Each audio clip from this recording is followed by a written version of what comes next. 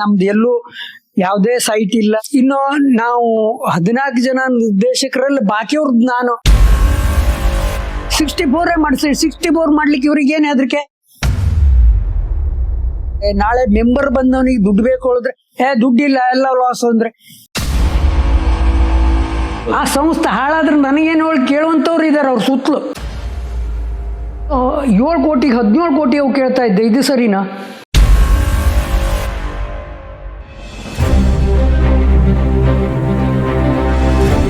ನೇರ ಮಾತು ವಿತ್ ವಿಶ್ವಂಭರ.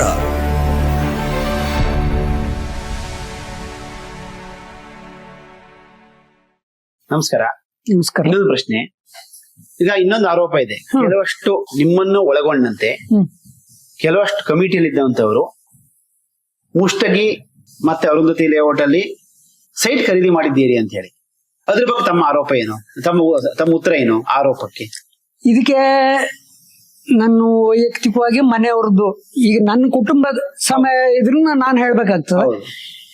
ಈಗ ಯಾರಿಗೆ ಬೇಕಾದ್ರೂ ನೋಡ್ಲಿ, ಸದ್ಯ ಇದಾಗಿದೆ, IT ರೇಟ್ ಆಗಿದೆ. IT ಅವ್ರು ಕೇಳಿದಾರೆ, ನಮ್ದು ಎಲ್ಲೂ ಯಾವುದೇ ಸೈಟ್ ಇಲ್ಲ, ಯಾವ್ದು ಇದಿಲ್ಲ, ಪರ್ಚೇಸ್ ಮಾಡಿದ್ದು ಇಲ್ಲ, ನಾವು ಕೊಟ್ಟಿದ್ದಷ್ಟೇ ಹೊರತು ಕಳೆದಿದ್ದಷ್ಟೇ ಹೊರತು ತಗೊಂಡಿದ್ದು ಯಾವ್ದು ಇಲ್ಲ. ಇನ್ನು ನಾವು 14 ಜನ ನಿರ್ದೇಶಕರಲ್ಲಿ ಬಾಕಿಯವ್ರದ್ದು ನಾನು ಏನು ಹೇಳಲಿಕ್ಕೆ ಹೋಗುದಿಲ್ಲ. ಅಲ್ಲ, ನಿಮ್ ಗಮನಕ್ಕೆ ಯಾವ್ದಾರು ಬಂದಿದ್ಯಾ? ನಿಮ್ ಬಿಟ್ಟು ಯಾಕೆಂದ್ರೆ ನಾನು ಒಬ್ಬನೇ ಪಟ್ಟಿಂಗ, ನಾ ಮತ್ತೊಬ್ಬರನ್ನ ಹೇಳಲಿಕ್ಕೆ ಯಾಕೆ? ಅಥವಾ ನಾ ಒಬ್ಬನೇ ಸಂಭಾಯಿತ, ಅವರೆಲ್ಲ ಪಟ್ಟಿಂಗ್ ರೋಲ್ ಆದ್ರೆ ಈಗ ಎರಡರೂ ಒಂದಲ್ಲ. ಅವ್ರು ನಿಮ್ ಬಗ್ಗೆ ಹೇಳ್ತಾರೆ, ನೀವು ಅವ್ರ ಬಗ್ಗೆ ಹೇಳ್ಬೇಕಲ್ಲ. ಇಲ್ಲ ಇಲ್ಲ ಇಲ್ಲ ಇಲ್ಲ, ಅವ್ರು ಒಳ್ಳೇದಾಗ ಹೋಗ್ಲಿ. ಈಗ ಒಬ್ಬ ಮನುಷ್ಯ ಒಬ್ಬಂದ ಒಂದು ನ್ಯೂನತೆಗಳು ಇದ್ದೇ ಇರ್ತದ. ನ್ಯೂನತೆ ಇಲ್ಲದಂತ ಮನುಷ್ಯಗಳಿಲ್ಲ. ಇಂಥ ಪ್ರಮಾಣದಲ್ಲಿ ನಾವು ಮಾಡಬೇಕಾದ್ರೆ ಒಬ್ಬಲ್ಲ ಒಬ್ಬನ ಕಾಂಟ್ಯಾಕ್ಟ್ ಮೇಲೆ ಬಂದಿರ್ತಾನೆ. ನಿನಗೆ ಇಂತಿಷ್ಟಕ್ಕೆ ನಾ ಕೊಡ್ತೇನೆ, ನೀ ತಗೊಳ್ಳಿ ಹೇಳಿರ್ಬೋದು, ಅದು ತಗೊಂಡಿರ್ಬೋದು, ನಂಗೆ ಅದು ಗೊತ್ತಿಲ್ಲ. ಅದು ಏನಿದೆ ಈಗ ಇಷ್ಟೆಲ್ಲ ಆಡಿಟ್ ಇದನ್ನೆಲ್ಲ ಮಾಡಿದ್ರಲ್ಲ, ಎನ್ಕ್ವೈರಿ ಮಾಡ್ಲಿ, ಯಾರ್ಯಾರು ಸೈಟ್ ತಗೊಂಡಿದ್ದಾರೆ, ಯಾವ ಟೈಮ್ ನಲ್ಲಿ ತಗೊಂಡಿದ್ದಾರೆ ಗೊತ್ತಾಗ್ತದಲ್ಲ. ಸರಿ ಇದೆ, ಅದ್ರ ಬಗ್ಗೆ ಎನ್ಕ್ವೈರಿ ಆಗ್ಬೇಕು ಅಂತ ಹೇಳ್ತೀರಿ. ಅಲ್ಲ, ಈಗ ನಿಮ್ಮ ಪ್ರಶ್ನೆಗೆ ಹೌದು, ಈಗ ಸರಿ ಅದ, ಇಷ್ಟೆಲ್ಲ ಕೋಟಿಗಟ್ಲೆ 1800 ಕೋಟಿ ವ್ಯವಹಾರ ಮಾಡುವಂತದ್ದು ನನಗೆ IT ಅವ್ರು ಅದನ್ನೇ ಕೇಳಿದ್ರು. ನೀವು ಇಂತಿಷ್ಟು ಕೋಟಿ ವ್ಯವಹಾರ ಮಾಡುವಂತ ಸಂಸ್ಥೆಯೊಳಗೆ ನೀವು ಕೆಲಸ ಮಾಡಿದಿರಿ, ನಿಮ್ದು ಇಷ್ಟು ಟರ್ನ್ ಓವರ್ ಬರ್ಬೇಕಲ್ಲ ಹೇಳುವಂತದ್ದು. ಇದಿಲ್ಲ, ನನ್ಗೇನದ ಮನ್ಲದೆ ಕಡಿಮೆ ಬಿದ್ರೆ ಸಾಲ ತಗೊಳ್ಳೋದು, ಅದಷ್ಟೇ ಹೇಳಿದ್ದೇನೆ. ಹಾಗಾಗಿ ಯಾರದ್ದು ಏನೇನು ಬಂಡವಾಳ ಅದೇ ಹೇಳುವುದನ್ನ ಅವ್ರವ್ರೇ ಹೇಳ್ಕೊಳ್ಳಿ. ಇಲ್ವಾ, ಈಗ ಏನು ಇವರು ಒಂದೇ ಆಡಿಟ್ ಮಾಡ್ದಂಗೆ ಎಲ್ಲರದ್ದು ಇದನ್ನು ಮಾಡ್ಲಿ. ಸರಿ, ಇನ್ನೊಂದು ಹಳೆ ಪ್ರಶ್ನೆ. ಅನಂತ ಸ್ಮಾರ್ಟ್ ಸಿಟಿ ಶಿರಸಿಯಲ್ಲಿ ವ್ಯವಸ್ಥಿತವಾಗಿ ಮಾಡಿರುವ ಲೇಔಟ್ ಇದಾಗಿದೆ. ಅಕ್ಟೋಬರ್ 15ರೊಳಗೆ ರಿಜಿಸ್ಟ್ರೇಷನ್ ಮಾಡಿದ್ದಲ್ಲಿ 25% ಭರ್ಜರಿ ಡಿಸ್ಕೌಂಟ್.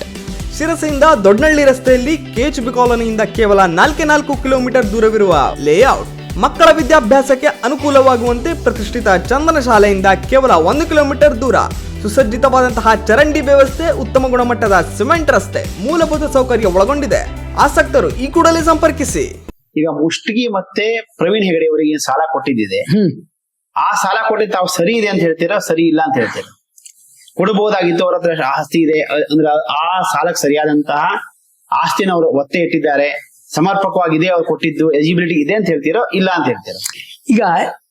ಈಗ ಎರಡೇ ಜನ ಅಲ್ಲ, ಹೌದು, ನಮ್ಮಲ್ಲಿ ಆ ಕೆಲಸ ಮಾಡ್ತಾ ಇದ್ದಂತವ್ರು ಅವ್ರು ಎರಡೇ ಜನ ಅಲ್ಲ, ಮತ್ತೂ ಜನ ಇದ್ದಾರೆ. ಬೆಳಕಿಗೆ ಬಂದವರು ಇವ್ರು 2 ಜನ ಅಷ್ಟೇ ಹೊರತು. ಈಗ ಇವರಿಗೆ ಏನು ಸಾಲ ಕೊಟ್ಟಿದ್ದೇವೆ, ಸಾಲ ಕೊಟ್ಟಾಗ ಅವರು ಕೋರ್ಟಿಗೂ ಕೊಟ್ಟಿದ್ದಾರೆ. ಇವ್ರೇನು ಕೇಸ್ ಹಾಕಿದ್ರು ಕೋರ್ಟಿಗೂ ಕೊಟ್ಟಿದ್ದಾರೆ.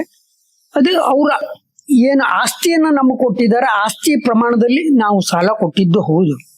ಯಾಕಂದ್ರೆ ಕರ್ನಾಟಕದಲ್ಲಿ ಒಂದೇ ಅಲ್ಲ, ಈಗ ಈ ಪ್ರವೀಣ್ ಒಂದು ಹೊರಗಡೆನೂ ಇದೆ, ಇಲ್ಲಿ ಮಂಗಳೂರು, ಉಡುಪಿ, ಇಲ್ಲೆಲ್ಲ ಅಲ್ಲಲ್ಲಿ ಇದು ನಾವು ಗುಂಟೆ ಹೇಳ್ತೇವೆ, ಅವರು ಇದನ್ನ ಹೇಳ್ತಾರೆ. ಆ ಲೆಕ್ಕದಲ್ಲಿ ಇದನ್ನ ನಾನು ನೋಡಿದ್ದೇನೆ. ಮತ್ತೇನು ಅಂದ್ರೆ ಇದೆಲ್ಲ ಪ್ರಕ್ರಿಯೆ ಇವು ಬಂದ ಮೇಲೆ ಚಾಲು ಆಗಿದ್ದಲ್ಲ. ನಾವು ಅವ್ರ ಹತ್ರ ವಸೂಲಿ ಕಾರ್ಯಕ್ರಮಕ್ಕೆ ಚೆಕ್ ತಗೊಂಡು ಮತ್ತೆ ಅದ್ರ ಮೇಲೆ ಬಾಕಿ ಏನೇನು ಕಾಯ್ದೆಶೀರ್ ಮಾಡ್ಬೇಕೋ ಅದಿಷ್ಟನ್ನು ಮಾಡಿಟ್ಟಿದ್ವಿ. ಒಂದ್ ವೇಳೆ ಏನಾದ್ರು ತೊಂದರೆ ಆದ್ರೆ ಅವ್ರ ಮೇಲೆ ಹೌದು, ಅವ್ರ ಆಸ್ತಿನ ಮುಟ್ಕೊಳ್ಳುವಂತದ್ದು ಆ ಕೆಲಸ ಮಾಡ್ಬೋದು ಅಂತ ಹೌದು. ಹೇಳ್ತಾ ಇದ್ದೀರಿ. ಅದು ಏನು ತೊಂದರೆ ಇಲ್ಲ, ಆ ರೀತಿಯಿಂದ ಮಾಡ್ಕೊಂಡಿದ್ವಿ. ಇದು ಏನು ಈ ಸಾಲ ಕೊಟ್ಟಿದ್ದು ಇದೆಲ್ಲ ಒಂದ್ ವೇಳೆ ಅದು ಜಾಸ್ತಿ ಆದ್ರೂ ನಮ್ಗೆ ಸಂಸ್ಥೆಗೆ ದೃಷ್ಟಿಯಿಂದ ಅಂದ್ರೆ ಎಲ್ಲರೂ ಹಂಗ್ ಕಟ್ವಾಕಿ ಮಾಡ್ಬೇಕು ಇದ್ ಮಾಡ್ಬೇಕು ಅಲ್ಲ, ಹೌದು ಹೌದು ಅವರಿಗೆ ದಂಡದ ಬಡ್ಡಿ ಮತ್ತೆ ಮ್ಯಾಲಿಂದ ಮತ್ತೆ ಎಕ್ಸ್ಟ್ರಾ ಬಡ್ಡಿ ಹಾಕ್ತಿದ್ರು. ದಂಡದ ಬಡ್ಡಿ ಅಲ್ದೇನೆ ಮತ್ತೆ ಬಡ್ಡಿ ಹಾಕಿ, ಯಾಕಂದ್ರೆ ಟೈಮ್ ಸೀರ್ ತುಂಬುವುದಿಲ್ಲ. ಯಾಕೆ ಸೇಲ್ ಆದ್ಮೇಲೆ ಅದು ಮಾಡ್ಬೇಕಲ್ಲ, ಹಂಗಾಗಿ ಲೇಟ್ ಆಗ್ತದೆ. ಆವಾಗ ಅವರಿಗೆ ಡಬಲ್ ಬಡ್ಡಿ ಬಿದ್ದೇ ಬೀಳ್ತದೆ, ಸಂಸ್ಥೆಗೆ ಉತ್ಪನ್ನ ಆಗಿತ್ತು. ಮತ್ತೇನು ಒಂದಂದ್ರೆ ಈಗ ಈ ಪರ್ಯಾಯವಾಗಿ ಮತ್ತೆ ಮುಂದಿನ ಒಂದು ಪ್ರಶ್ನೆ ಬರ್ಬೋದು ಅನ್ನೋ ಉದ್ದೇಶಕ್ಕೆ ನಾನು ಈ ಉತ್ತರವನ್ನು ಕೊಡ್ತೇನೆ. ನಾವು ರೈತರಿಗೆ ಮಾಡ್ಲಿಕ್ಕೆ ಯಾವುದೇ ಒಂದು ಏನು ಕೆಲಸವನ್ನ ಅದೆಲ್ಲ ಮುಗಿಸಿದ್ವಿ.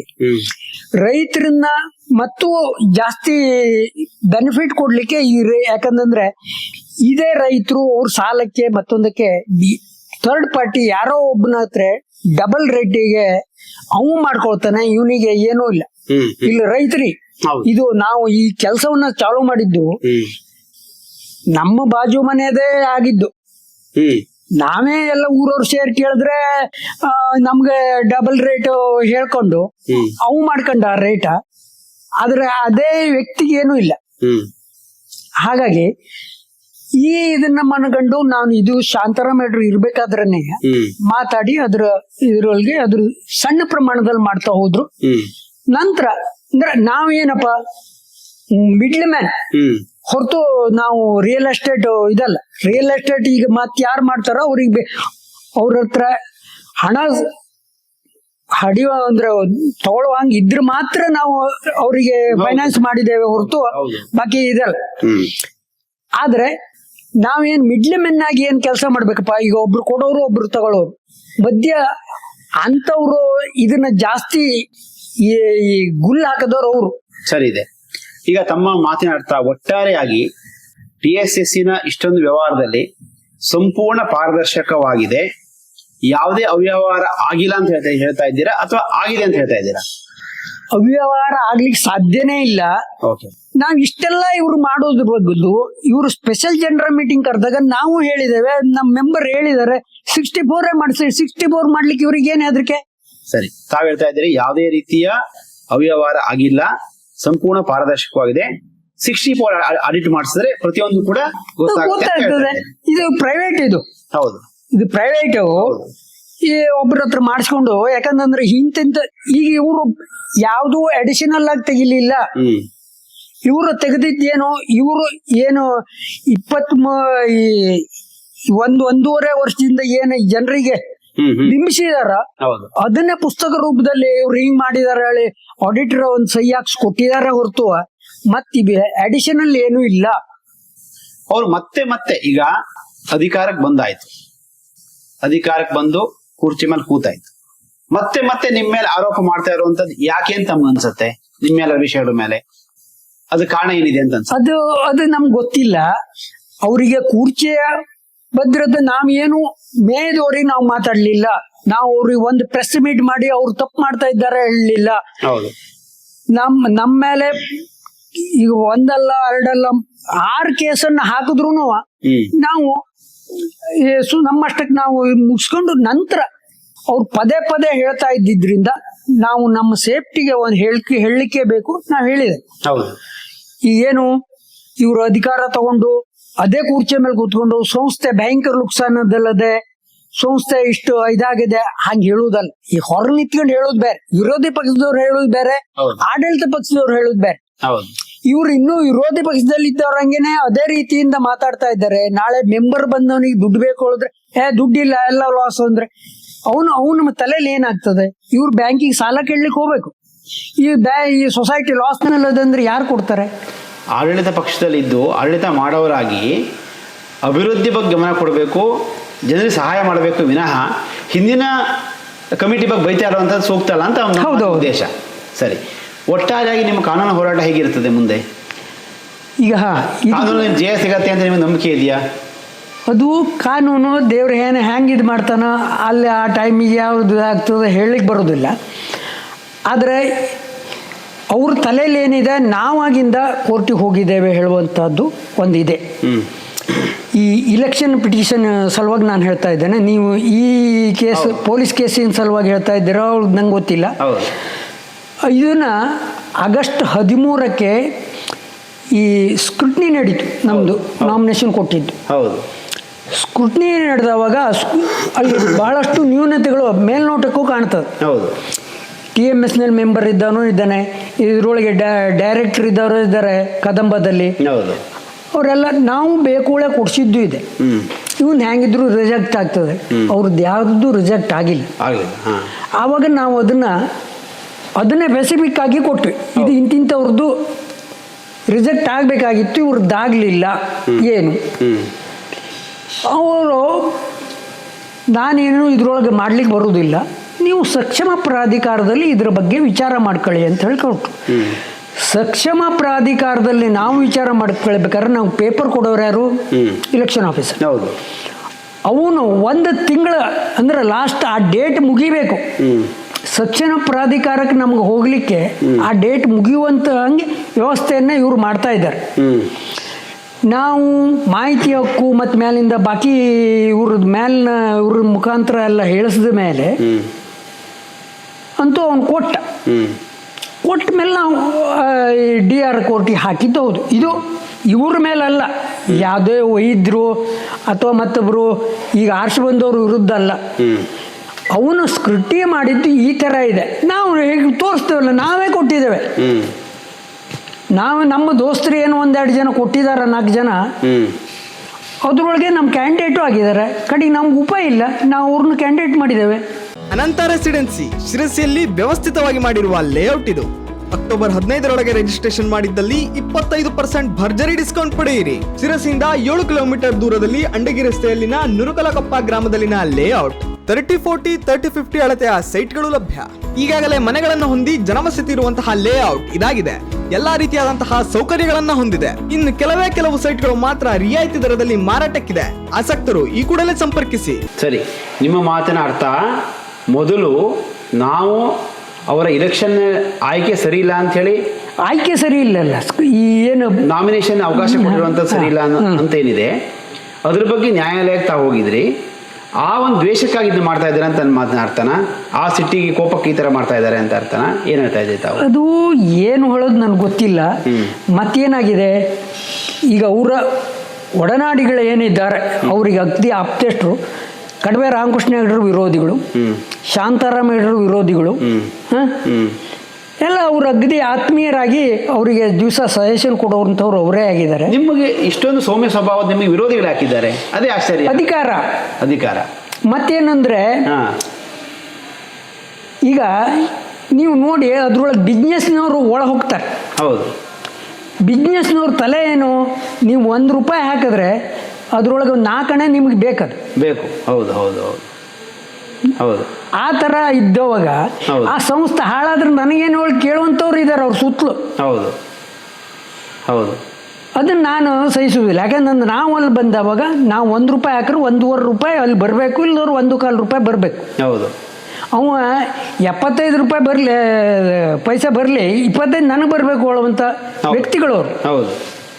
ಇನ್ನೊಂದು ಪ್ರಶ್ನೆ ಇದೆ. ತಾವು ಈ 1 ವರ್ಷದಲ್ಲಿ 7 ಕೋಟಿ ರೂಪಾಯಿನ ಸಂಸ್ಥೆ ಕಟ್ತೇನೆ ಅಂತ ಹೇಳಿದ್ರಂತೆ. ಅದು ಕಟ್ಟಿಲ್ಲ ಅನ್ನುವಂಥದ್ದು ಕೂಡ ಅವ್ರದ್ದು ಒಂದು ಮಾತಿದೆ. ಅವ್ರು ಕಟ್ತೇನೆ ಅಂತ ಹೇಳಿದ್ರು, ಕಟ್ಟಿಲ್ಲ, ಈ ರೀತಿ ನಿಮ್ಮ ಒಂದು ಆರೋಪ ಇದೆ. ಅದಕ್ಕೆ ತಾವೇನಂತ 7 ಕೋಟಿ ಕಟ್ತೇನೆ ಅಂತ ಹೇಳಿದ್ದೀರಾ, ಅದು ಕಟ್ಟಲಿಕ್ಕೆ ಎಷ್ಟು ದಿವಸ ಟೈಮ್ ಇದೆ? ಅದು ಏನಕ್ಕೆ 7 ಕೋಟಿ ಕಟ್ಟುವಂಥ ಸಂದರ್ಭ ಬಂತು? ಇದು ಒಳ್ಳೆಯದೇ. ಯಾಕಂತಂದರೆ ಇದು 7,61,00,000. ಇದನ್ನು ನಾನು ವಡಗೇರಿಯಲ್ಲಿ ನಮ್ಮ ಒಂದು ಜಾಗವನ್ನು TSSಕ್ಕೆ ಹ್ಯಾಂಡ್ ಓವರ್ ಮಾಡಿದೆ.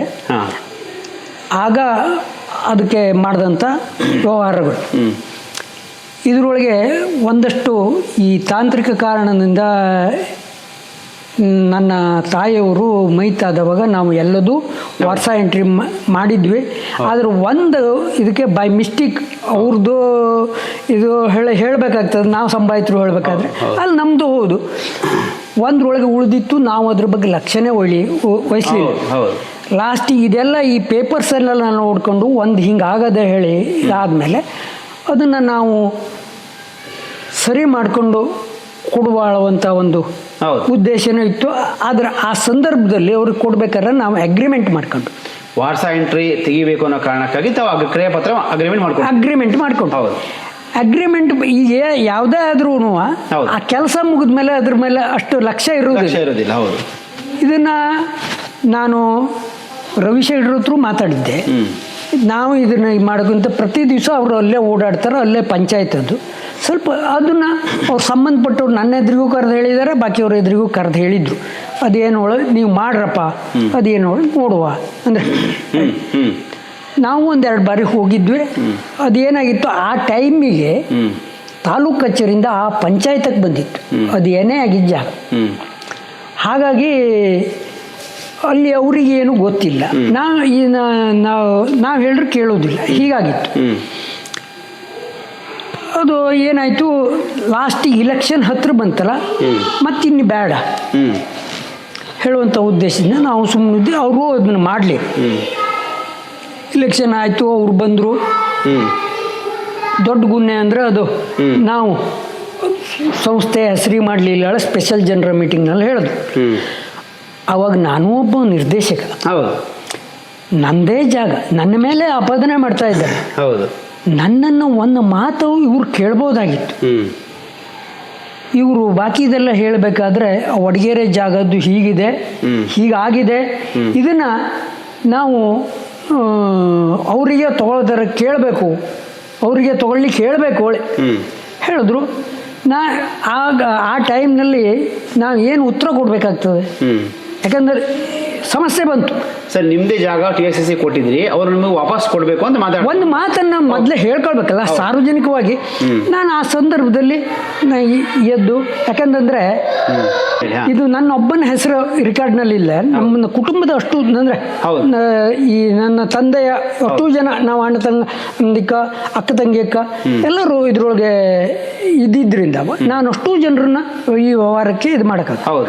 ನನ್ನ ಇದು ಯಾಕೆ ಇದನ್ನು ಹಾಗೆ ಬಿಟ್ಟಿದ್ದು ಅಂತಂದ್ರೆ, ನನ್ನ ವ್ಯವಹಾರಕ್ಕೆ ಏನೂ ತೊಂದರೆ ಆಗ್ತಿತ್ತಿಲ್ಲ. ನನ್ನ ವ್ಯವಹಾರಕ್ಕೆ ಇವರಿಂದ ನಾನೊಂದು ಪವರ್ ಆಫ್ ಅಟರ್ನಿ ತಗೊಂಡು ನನ್ನ ವೈಯಕ್ತಿಕ ವ್ಯವಹಾರವನ್ನು ನಡೆಸ್ತಾ ಇದ್ದೆ. ನನಗೆ ಹಾಗಾಗಿ ಇದು ದಿನನಿತ್ಯದ ಯಾವುದೂ ಸಮಸ್ಯೆ ಆಗಿಲ್ಲ. ಮತ್ತೇನಾಗ್ತದೆ, ನಂಗೆ ಎಲ್ಲರೂ ಈ ರೆಕಾರ್ಡ್ನಲ್ಲಿ ಇದ್ದೆ ಹೇಳೋದು ನಂಗೊಂದು ಖುಷಿನೇ. ಅವ್ರನ್ನ ಈ ರೆಕಾರ್ಡ್ನಲ್ಲಿ ಕಡಿಮೆ ಮಾಡೋವು ಹೇಳುವಂಥ ಉದ್ದೇಶ ನಂದಲ್ಲಾಗಿತ್ತು. ಈ ಒಂದು ಇದ್ರೊಳಗೆ ಅವ್ರದ್ದಷ್ಟು ಜನರ ಹೆಸರಿದ್ದರಿಂದ ನಾನು ಅವ್ರನ್ನೆಲ್ಲರನ್ನೂ ಕೇಳುವಂಥ, ಯಾಕಂದ್ರೆ ಇದು ಇದು ಸುಳ್ಳಿ ಕೊಡೋದು ತಗೊಂಬುದಲ್ಲ, ಇದು ಒಂದು ನಮ್ಮನೆ ಮಾನಸಿಕ ಹಿಂಸೆ ಕೆಲಸ ಆಗಿದ್ದರಿಂದ ನಾ ಕೇಳೋಕ್ಕಾಗಿತ್ತು. ಕೇಳದೇನೆ ನಾನು ಆ ಸಂದರ್ಭದಲ್ಲಿ ಸಭೆಯಲ್ಲಿ ಹೇಳಿದೆ. ಇದು ಯಾರು ವಿರೋಧ ಮಾಡ್ತಾಳೋ ಅಂತ ಒಂದು ಇದು ಅಲ್ಲ, ವಿರೋಧ ಮಾಡಿದ್ವೂ ಇಲ್ಲ. ಆಯ್ತು ಬನ್ನಿ, ಹ್ಯಾಂಗೆ ನಿರ್ಣಯ ತಗತ್ತ ಹಂಗೆ ಅಂತಂದು ತನ್ನ ಮಧ್ಯದಲ್ಲಿ ಒಂದೆರಡು ಮೀಟಿಂಗ್ನಲ್ಲಿ ಇದ್ರ ಬಗ್ಗೆನೇ ಮಾತುಕತೆ ಆಯ್ತು. ನಾನು ಒಬ್ಬನ ವ್ಯಕ್ತಿಯನ್ನ ತಗೊಳ್ಳೋಣ, ಯಾಕಂದ್ರೆ ನಾನು ದುಡ್ಡಿಲ್ಲ ಹೇಳ ನಾನು ಅದನ್ನು ಕೊಟ್ಟಿದ್ದು. ನಾನು ಒಬ್ಬನ ದುಡ್ಡನ್ನು ಹಿಂದೆಯನ್ನು ಮಾತಾಡ್ಸಿದ್ನ ಆ ವ್ಯಕ್ತಿನೇ ಸಂಪರ್ಕ ಮಾಡಿದೆ, ಅಡ್ಡಿ ಇಲ್ಲ ಅಂತಂದ. ಅವನು ಒಂದು ವಿಷಯ ಹೇಳ್ದ. ಈಗ ಇಷ್ಟದಕ್ಕೆ ನಾವು ಹೇಳ್ದಂಗೆ ಅಂದರೆ ಇದು 6.5 ಏನು ಅವರು ನೀವು ಮಾಡ್ಕೊಂಡ್ರಿಲ್ಲ ಆ ರೀತಿ ಅಲ್ಲ, ತಾನೇನು ಇದು ಗೌರ್ಮೆಂಟ್ ವ್ಯಾಲ್ಯೂ ಇದ್ದು ಅದರ ಮಾಡ್ಕೊಳ್ತೆ, ಬಾಕಿದು ಏನಿದ್ದು ದುಡ್ಡು ಕೊಡ್ತೇವೆ ಹೇಳುವಂತ ಹೇಳಿದೆ. ಅದೇ ಪ್ರಕಾರ ನಾನು ಅಲ್ಲಿ ಸಭೆಯಲ್ಲೂ ಅದನ್ನೇ ಹೇಳಿದೆ. ಅಂದರೆ ಇದು ಕಮಿಟಿ ಸಭೆಯಲ್ಲಿ ಹಿಂಗೆ ಹೇಳ್ತಾ ಇದ್ದ, ನೀವೀಗ 7:30 ಆಗವ. ಯಾಕಂದ್ರೆ ಹೇಳೋರು ಬರ್ತಿಲ್ಲ, ಇವರು ಇಷ್ಟಕ್ಕೆ ಇದು ಮಾಡ್ಕೊಂಡು ಕಡೆಗೆ ನಾನಂಗೆ ಇಷ್ಟು ಮಾಡಿದ್ರು ಇಷ್ಟು ಇಲ್ಲ, ತಮ್ಗೆ ಅದು ಯಾವುದೂ ಸಂಬಂಧ ಇಲ್ಲ, ನೀವು ಎಷ್ಟಕ್ಕೆ ಬೇಕಾದ್ರೆ ಮಾಡಿ ತಮ್ಗೆ ಇಷ್ಟು ದುಡ್ಡು ಕೊಡಿ ಅಂತ ಕೊಟ್ರಾಯ್ತು ಅಂತ ಹೇಳಿದ್ರು. ಸರಿ ಆಯಿತು ಅಂತಂದೆ. ಇವು ಬಡ್ಡಿ ಕೊಡೋವು ಅಂತ ಹೇಳಿದ್ದೆ. ನಾನು ಅವತ್ತರಲ್ಲಿ ಅದನ್ನೇ ಕೇಳಿದೆ, ನಾನು ಎಷ್ಟು ಕೊಡೋವಳು ಒಂದು ಫೈನಲ್ ಫಿಗರ್ ಬೇಕಲ್ಲಿ. ಲಾಸ್ಟ್ ಈಗ 7.5 ಮೇಲೆ ಒಂದು ಬಡ್ಡಿ ಕೊಡೋವು ಅಂತಂದ್ರೆ ಎಷ್ಟು ದಿವಸ, ಈಗ ಆಗಸ್ಟ್ದಿಂದ ಇವು ಬಂದ, ಸೆಪ್ಟೆಂಬರ್ದಿಂದ ಬಂದ್ ಮಾಡಿದ್ದ, ಸೆಪ್ಟೆಂಬರ್ದಿಂದ ಬಡ್ಡಿ ಕೊಡವ, ಎಲ್ಲಿಂದ ಬಡ್ಡಿ ಕೊಡೋದು ಒಂದು ಸಮಸ್ಯೆ ಇದ್ದಲ್ಲಿ. ಅಂದ್ರೆ ನೀವು ಹೇಳ್ತಾ ಇರುವಂತದ್ದು ಫ್ಯಾಕ್ಟ್ರಿ ತಗೊಂಡ ಮೇಲೆ ಅವ್ರು ವರ್ಕ್ ಮಾಡ್ತಾ ಇದ್ರ, ಫ್ಯಾಕ್ಟ್ರಿ ವರ್ಕ್ ನಡೀತಾ ಇತ್ತು. ವರ್ಕ್ ನಡೀತಾ ಇತ್ತು. ಈಗ ಸಂಪೂರ್ಣ ಬಂದಾಗಿದೆಯಾ? ವರ್ಕ್ ಮಾಡ್ತಾ ಇತ್ತು. ಈಗ ಸಂಪೂರ್ಣ ಬಂದಿದೆ. ಅಲ್ಲಿ ಮತ್ತೆ 2.5 ಎಕರೆ ಬಾಗಾಯ್ತಾ ಇದ್ದು, ಬೆಳೆ ಇದ್ದು, ವರ್ಷ ಒಂದು 24-25 ಲಕ್ಷ ರೂಪಾಯಿ ಬೆಳೆ ಬರ್ತು. ಬೆಳೆಯನ್ನು ಇವೇ ಕೊಯ್ತಾ ಇದ್ದ, 4 ಬೆಳೆ ಆಯ್ತು. ಆವಾಗ ಬಡ್ಡಿ ಕೊಡೋಳದನ್ನು ನಂತರ ಅವನು ನನಗೆ ಏನು ತಗೊಂಬಿದ್ನ ಅವನು ಹೇಳಿದ್ದ, ಹೌದು ಇದು ಏನು ಲಾಸ್ಟ್ ಫೈನಲ್ ಫಿಗರ್ ಹೇಳಿ ನಾವು ಮುಗಿಸ್ತೇನೆ, ಮಾರ್ಚ್ ಬಂತು ಹೌದು ಹೇಳುವಂಥದ್ದನ್ನು ಹೇಳಿದ್ದೆ. ಹೌದು ಇಲ್ಲ ನಂಗೆ ಲೆಕ್ಕ ಮಾಡಿ ಹೇಳ್ತೀಯ ಅಂತ, ನಾನು ಇದೇ ವಿಷಯ ಕೇಳಿದಾಗ ನಂಗೆ ಲೆಕ್ಕ ಮಾಡಿ ಹೇಳ್ತೀಯ ಅಂತ. ಹೌದು ಮತ್ತೊಂದು ತಿಂಗಳ ಬಿಟ್ಟು ಮೀಟಿಂಗ್ ಆತಲ್ಲಿ ಅವಾಗ ಹೋದಾಗ ಅದನ್ನು ಏನು ಹೊಳೆ ಇದು ಬಂತಲ್ಲಿ ಅದನ್ನೆಲ್ಲ ಲೆಕ್ಕ ಮಾಡಿದ್ದೆ, ನಿಂಗೆ ಲೆಟ್ರ್ ಕಳಿಸಿದ್ಯಾ ಅಂತ. ಆಯಿತು ಬರ್ತಲ್ಲ ಏನು ಹೊಳೆ ಸುಮ್ಮನೆ ಉಳ್ದೆ ನಾನು. ಅಷ್ಟರ ನಂತರ ಏನಾಯ್ತು ಅಂದ್ರೆ ಮಾರ್ಚ್ ಬಂತು, ತನಗೆ ಭಾಳ ಇಲ್ಲಿ ಒತ್ತಂಬರ ಆಗ್ತಾಯಿದ್ರು, ತಾನು ಇದೇ ಇಂಥದ್ದೇ ಬಿಸ್ನೆಸ್ ಮಾಡ್ತಾ ಇದ್ದವ. ಹೌದು ಹೌದು ಈಗ ಏನಾಗ್ತು ನಂಗೆ ಲೆಕ್ಕ ಒಂದು ಇದು ಒಂದು ದಯವಿಟ್ಟು ಹೇಳ್ರೆ ನೀವು ತ್ರಾಸು ಕೊಡಬೇಡಿ, ನಾನು ಮಾರ್ಚ್ ನಂತರ ನೀವು ಏಪ್ರಿಲ್ 15 ನಂತರ ನಾನು ಇದನ್ನೇ ಅಂತದೋಳಿ ನಿಮ್ಗೆ ಕೆಲಸ ಮುಗಿಸ್ಕೊಡ್ತಿ, ಈಗ ಬೇಡ ಅಂತ ನಾನು ಅಲ್ಲಿ ಫುಲ್ ಬೋರ್ಡ್ನಲ್ಲೂ ಹೇಳಿದೆ. ಏನು ನಾ ತಗತ್ತಿ ಹೇಳ್ತಾ ಇದ್ದ ಅವ ವ್ಯಕ್ತಿ, ಅವಂಗೆ ಒಂದು ಫೈನಲ್ ರೇಟ್ ಆಗಿಲ್ಲ. ಹೌದು ಈಗ ನಾನು ಹೇಳೋದು 761 ಓಳಿ, ಹೌದು ನಿಂಗೆ ಬಡ್ಡಿ ಸಮೇತ ಕೊಡೋ ಹೋಳ್ತಾ ಇದ್ದಿ ಏನೂ ಗೊತ್ತಿಲ್ಲ ನನಗೆ. ಹಾಗಾಗಿ ಅದು ಏನು ಹೇಳೋದೊಂದು ಬೇಕು, ಇಲ್ಲ ಎಲ್ಲ ಲೆಕ್ಕ ಮಾಡ್ತಾ ಇದ್ದಿ ಎಂಥ ಲೆಕ್ಕ ಅಂತ ಕೇಳಿದೆ. ಇವು ಲೆಕ್ಕ ಮಾಡಿದ್ದೇನು ಬಿಲ್ಡಿಂಗು, ಅಂದರೆ ಅಲ್ಲಿ ನಂತರ ಅವು ಬಿಲ್ಡಿಂಗ್ ಕಟ್ಟಿದ್ದು ಬಿಲ್ಡಿಂಗು, ನಂತರ ಅವು ಏನು ಅಡಿಷನಲ್ ಆಗಿ ಮಷಿನ್ ತಂಜೋ ಅದು, ಬಾಕಿ ಅಲ್ಲಿಂದ ಏನು ಇವು ಜಮೀನು ನಾನು ಅವಕ್ಕೆ ಹ್ಯಾಂಡ್ ಓವರ್ ಮಾಡಿದ್ದೆ, ನಾನು ದುಡ್ಡು ತಗೊಂಡು ಅಲ್ಲಿಂದ ಬಡ್ಡಿ. ಅಲ್ಲ ಮಷಿನ್ ತರಪು ನೀವು ಹೇಳಿದ್ದೆ ತಪ್ಪು, ನೀವು ಅಲ್ಲಿ ಯಾವುದಕ್ಕೂ ನಾ ಹೇಳಿದ್ದಲ್ಲ, ನೀವು ಹೇಳಿದ್ದಿಲ್ಲ ಅಲ್ಲ ಅದು ಅವು ಮಾಡಿದ್ದ. ನನ್ನ ಹತ್ರ ಇದಿತ್ತು ಅದನ್ನ ತೋರಿಸ್ತಿದ್ದೆ, ಯಾಕಂತಂದ್ರೆ ಹೌದು ಇದನ್ನ ಇಷ್ಟನ್ನು ಮಾಡಿ ನನಗೆ ಲೆಟರ್ ಕೊಟ್ಟಿದ್ದು 17 ಕೋಟಿ ಚಿಲ್ಲರೆ. ನೀವೇ ತರುವಂಥದ್ದು ಜಾಗದ ಹಣ, ಅದಕ್ಕೆ ಬಡ್ಡಿ, ಮಷಿನ್ ತಂದಿರುವಂಥದ್ದು, ಮತ್ತೆ ಅಲ್ಲಿಂದ ಲಾಸ್ ಆಗಿದ್ದು. ನಾವು ಖರ್ಚು ಮಾಡಿ ತಾವೇನ ಹೇಳಿದ್ರೆ ಖರ್ಚು ಮಾಡಿ ಅಥವಾ ನಾನು ಕೊಡ್ತೇನೆ ಅಂತ ಏನು ಇಲ್ಲ, ಇದು ಯಾರದ್ದಾರು. ಈಗ ನೀವು ಅದು ಮೊದಲು ನನ್ನ ಹತ್ರ ಒಂದು ಪ್ರಶ್ನೆ ಕೇಳಿದ್ರೆ ರಿಂಗ್ ರೋಡಿಂದ 6 ಕೋಟಿಗೆ 12 ಕೋಟಿ, ಇದು ಎಂತದು 7 ಕೋಟಿಗೆ 17 ಕೋಟಿ ಅವು ಕೇಳ್ತಾ ಇದ್ದೆ, ಇದು ಸರಿನಾ? ಸರಿ, ನಿಮಗೆ ಡಾಕ್ಯುಮೆಂಟ್ ಕೊಡ್ತೀವಿ. ತಾವು ಉತ್ತರ ಏನು ಕೊಟ್ರಿ?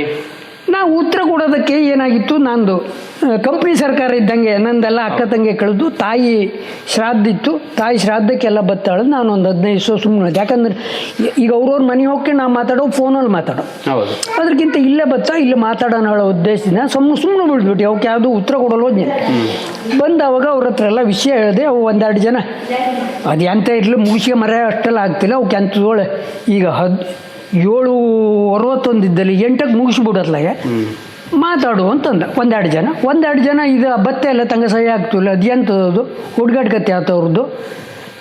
ನಾವಾಗಿಂದ ಅವ್ರ ಹತ್ರ ಕೇಳ್ತಾ ಇದ್ವ, ಇಲ್ಲ ಬೇಡ ಹೇಳೋರು ಬಿಟ್ಟಿಗೆ ಹೋಗ್ಲಿ ಅಷ್ಟೇ, ಮತ್ತೇನು ಕೊಡೋದು ಇಲ್ಲ ತಗೊಂಬೋದು ಇಲ್ಲ ಹೇಳ, ಅಂದ್ರೆ ಏನು ನಡುತ್ತೋಳ ಆ ಘಟನೆ ಹೇಳೋವಲ್ಲಿ ಬೇಡ. ನಾವು ಅವ್ರ ಸಂತಿಗೆ ಅಂತಕ್ಕಪ್ಪ, ನಾವು ಒಳ್ಳೆ ಭಾವನೆಯಿಂದ ಕೊಟ್ಟಾಜು ಮತ್ತೆ ಒಳ್ಳೆ ಭಾವನೆಯಿಂದ ಇದು ಮಾಡೋಣ, ಅದು ಎಂತದ್ದು ನೋಡೋಣ.